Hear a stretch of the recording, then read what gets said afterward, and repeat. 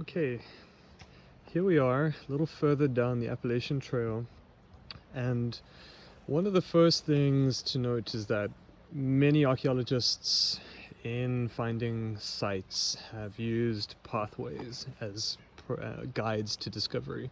They provide us with access points into the landscape, and this kind of pathway, like you see here, is perfect for us to get access to parts of the landscape that might be otherwise overgrown by vegetation or quite difficult to walk along. So exposures like this, on a trail like this, or a gully that's been eroded away, or a section that's been cut by construction, allow us to look into the ground and get a glimpse of what might be underneath and hidden from us in areas that are otherwise unexposed.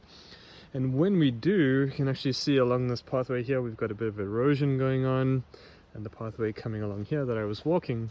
One of the first clues to there being an archaeological site here was actually that we find raw materials eroding out of the side of this pathway here. You can actually see some happy hikers moving along there.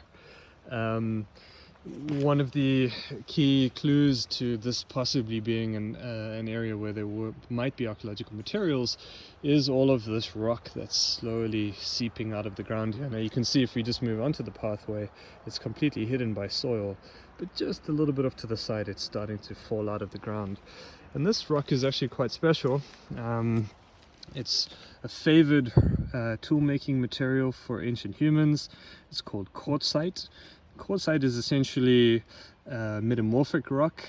It's really rich in silica and essentially forms by a rock called sandstone, which has a high amount of quartz in it, getting heated by pressure and transforming and cooling into a rock we call quartzite. And it produces some pretty good tools. It's quite hard to break, but when you do, and if you know how to do it, you can actually make some really good and durable tools. And we find that people in Africa used it quite a lot. So when I was walking along the path, I knew what to look for if I was to look for sites with stone tools, and it would be that there must be a suitable source of rock nearby that people could use. And you can actually see how close the river is to where we are. So there you got your food source and your water source, and here you have your source for tool making materials. And there's actually tons of it coming out of the side of this particular erosion slope here.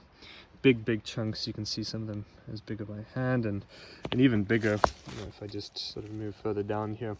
All of this is really good usable material for making tools, and in fact we can see on some of these bigger chunks the beginning signs that they were actually modified by humans. We'll talk about these signs a little bit more in our week on stone tool technologies, but essentially these depressions on the sides of the rock, these big implosion marks at the top here, are all signs that they've actually been flaked by people in the past to make tools.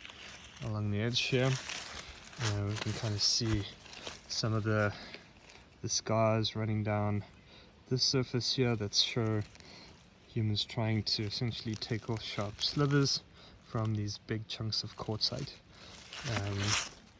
And so when I first discovered this stuff, I thought, wow, the technology must be quite big. These flakes look like they're giant, and there's lots of rock here, so it doesn't seem like there would be much need for the people who were making these tools to essentially go to great lengths to conserve raw materials.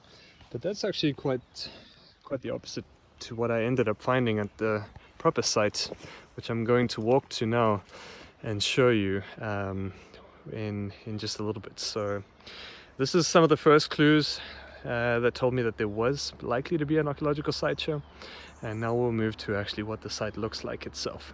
Okay, let's keep on walking.